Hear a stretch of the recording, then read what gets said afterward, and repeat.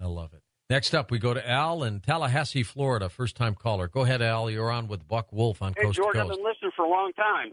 Thanks, Al. Now, I know this is going to sound weird. I graduated from the Air Force Academy back in 1969. I was an Air Force officer for a while. Then I got out and went to work for an aerospace contractor down at the Johnson Space Center. And in 1982, when I was working down there, I had a nervous breakdown, and I didn't tell anybody. I recovered by myself after a couple of months. And when I recovered, I was an Antichrist.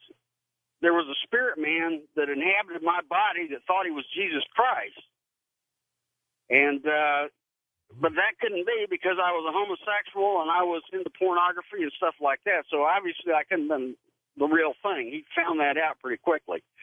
But he had a personal relationship with the devil and Satan, and he had psychic powers that he could use through the television set to influence the Democratic Party and the Soviet Union and the communist countries of Eastern Europe.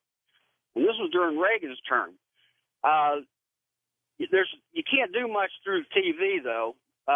You're limited in what you can do, what kind of spiritual influence you can have. But he did have a lot of success in picking Democratic Party candidates for Congress and getting them elected to Congress. He pretty much had a lot of influence in that. He didn't have much success in getting presidential candidates. He wanted Gary Hart in '84 and couldn't get him nominated.